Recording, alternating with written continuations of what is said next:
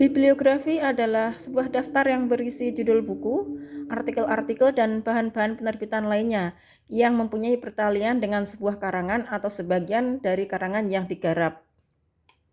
Unsur bibliografi terdiri atas pengarang, judul buku, data, publikasi.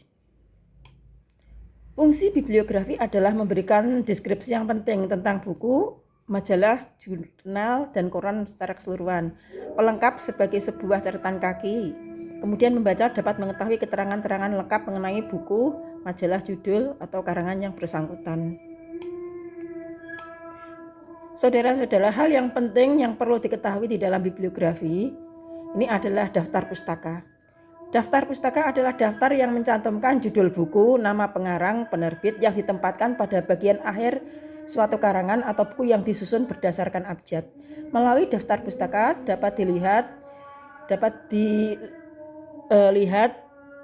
sumber aslinya. Cara menulis daftar pustaka. Tulis judul dengan tulisan daftar pustaka. Judul itu dicetak tebal, huruf tegak, kapital semua, ukuran 12, ditulis mulai dari pias kiri.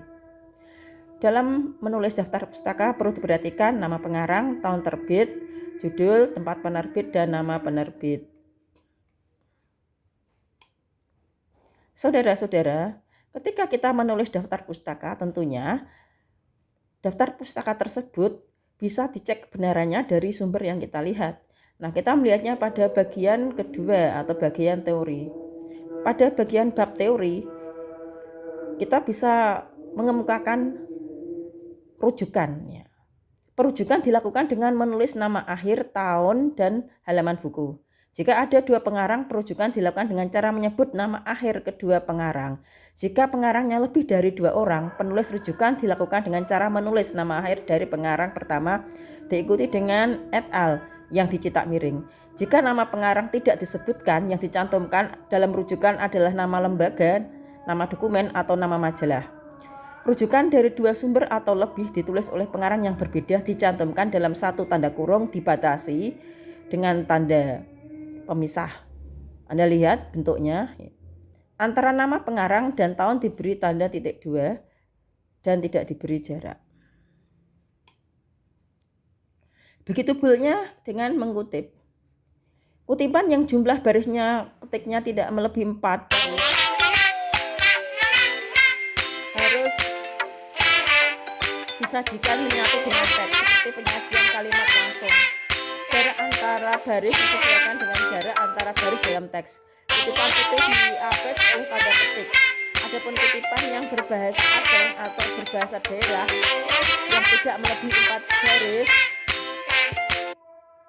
harus ditulis dengan huruf miring. Mengenai kutipan yang jumlah barisnya melebihi 4 baris, baik yang berbahasa Indonesia maupun berbahasa asing, ditulis tanpa tanda petik pada baris baru, terpisah dari teks yang mendahului, dimulai dengan karakter ke-6 dari garis tepi sebelah kiri dan diketik dengan spasi tunggal. Apabila dalam kutipan terhadap paragraf baru, garis barunya dimulai dengan mengkosongkan 5 karakter lagi dari garis teks. Kemudian kita lihat cara merujuk kutipan yang tidak langsung. Kutipan yang disebut secara tidak langsung atau dikemukakan dengan bahasa penulisnya sendiri, ditulis tanpa tanda kutip dan terpadu dalam teks. Nama pengarang bahan kutipan dapat disebut terpadu dalam teks atau disebut dalam kurung bersama tahun penerbitannya. Jika dirujuk bagian tertentu, nomor halaman disebutkan. Jika buku dirujuk secara keseluruhan atau yang dirujuk terlalu banyak atau meloncat-loncat, nomor halaman boleh tidak dicantumkan. Saudara-saudara, yang terakhir adalah mengenai penyajian tabel. Tabel harus sederhana dan bisa menyampaikan ide. Tabel disebutkan kaitannya dengan uraian dalam teks. Tabel tidak boleh dipisahkan menjadi 2 halaman atau lebih.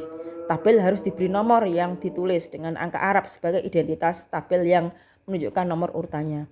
Tabel harus diberi nama judul yang ditempatkan di atas tabel dan harus diketik dengan halaman yang sama pada tabel. Kata tabel ditulis di tepi kiri diikuti nomor dan judul.